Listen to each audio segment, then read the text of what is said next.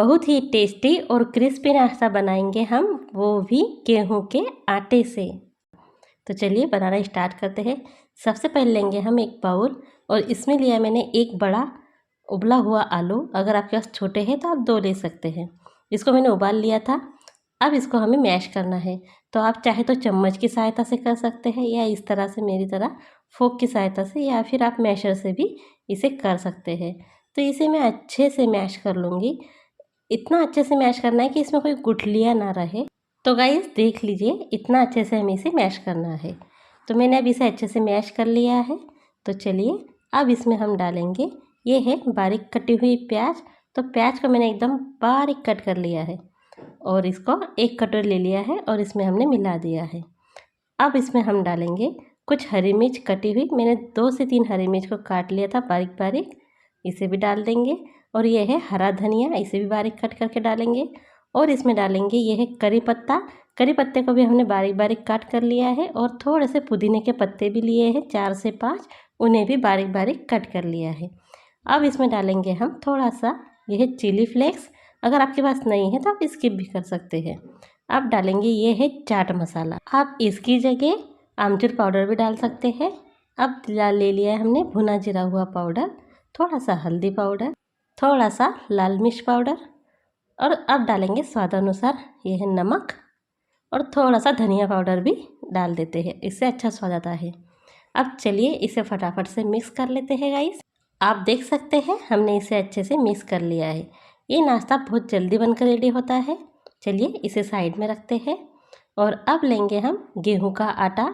इससे मैंने सुबह ही रोटियां बनाई थी, उसी में से मैंने थोड़ा सा बचा लिया था। आप भी जब ये नाश्ता बनाएंगे तो आप हर रोज़ इसी तरह से आटा ज़रूर बचाएंगे और ये नाश्ता ज़रूर बनाएंगे, ये मेरी गारंटी है। तो देखिए इस तरह से आटे को ले लिया है। थोड़ा सा इसको हम ऑयल लगा के मसल लेंगे, देखिए बिल्कुल ऐसे ही। और इसको अच्छे से मसलने के बाद इसको हम 2 भागों में डिवाइड करेंगे। तो चलिए इसे मैं 2 भागों में डिवाइड कर लेती हूँ, देखिए इस तरह से। अब इसका एक भाग हम साइड में रख देंगे, इसी कटोरी में हम ढक कर रख देंगे और इसे हम अच्छे से मसल कर इसकी एक लोई बनाएंगे।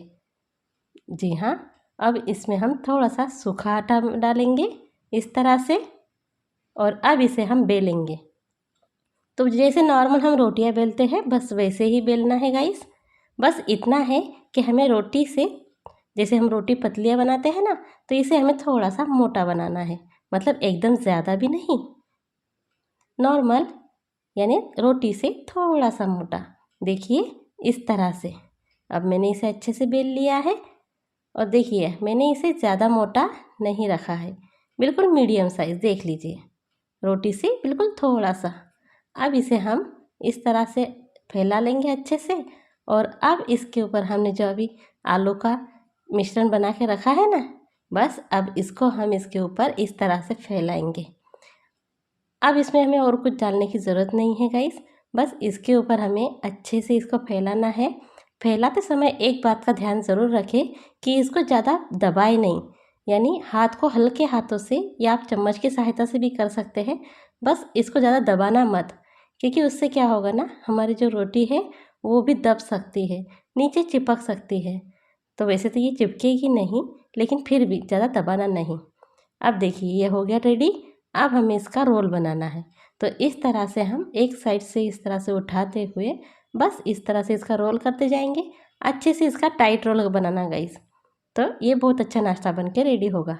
और ये जो साइड का है इसको अच्छे से चिपका लेंगे इस तरह से, थोड़े हल्के हल्के हाथों से उंगलियों को प्रेस करते हुए अच्छे से इसको दबा देंगे।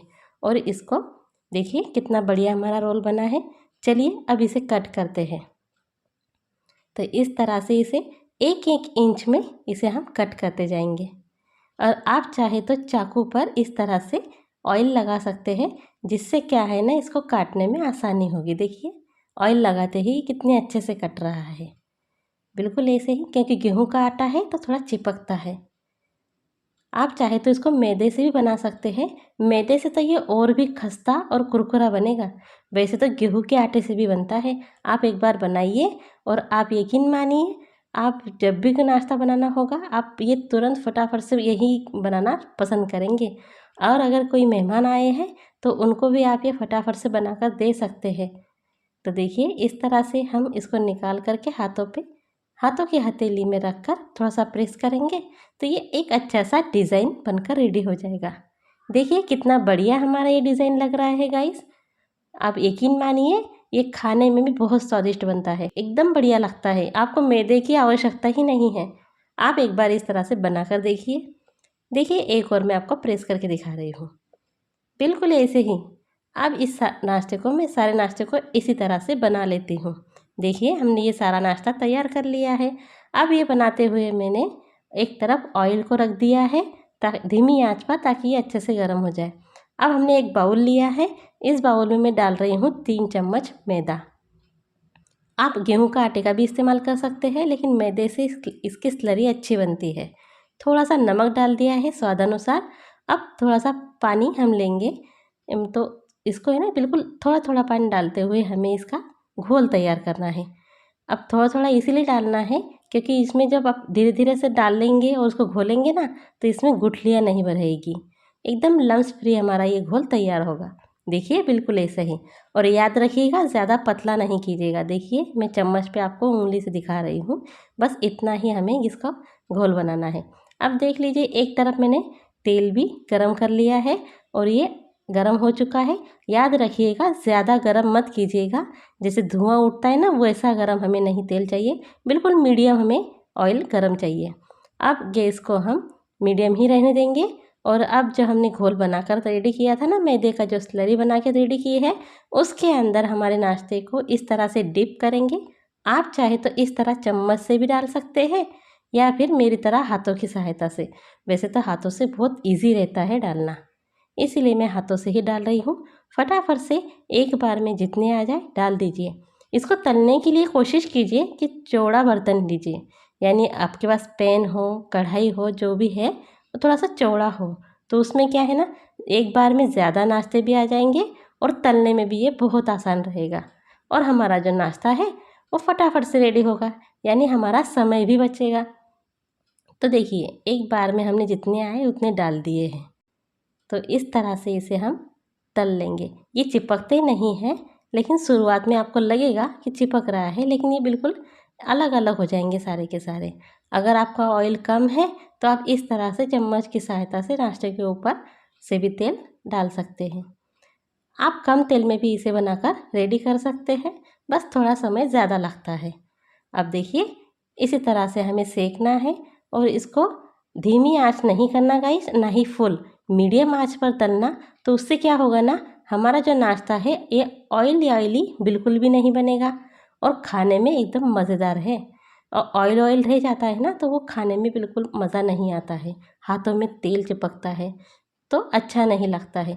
इसीलिए ये जो तलने का प्रोसेस होता है गाइस, यही हमें ठीक से करना होता है जब भी हम कोई चीज़ को इस तरह से तलते हैं।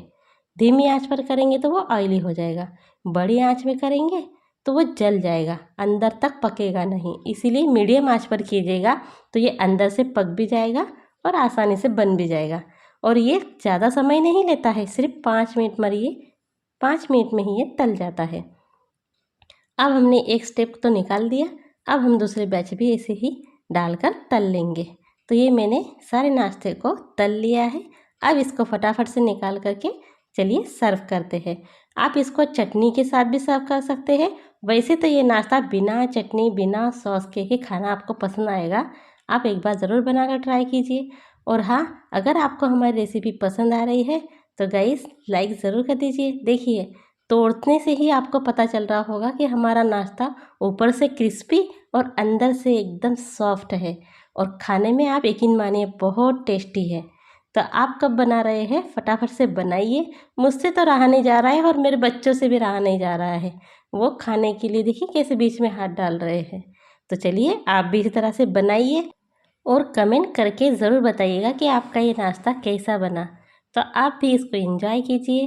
तो चलिए ऐसे ही आसान रेसिपीज़ को देखते रहिए और चैनल को फटाफट से सब्सक्राइब कर लीजिए, ताकि ऐसे ही आसान रेसिपीज़ आप कभी मिस ना करें और हमेशा खाते रहिए। तो ऐसे ही आसान रेसिपी मिलेंगे अगली वीडियो में गाइस। तब तक के लिए bye bye and take care.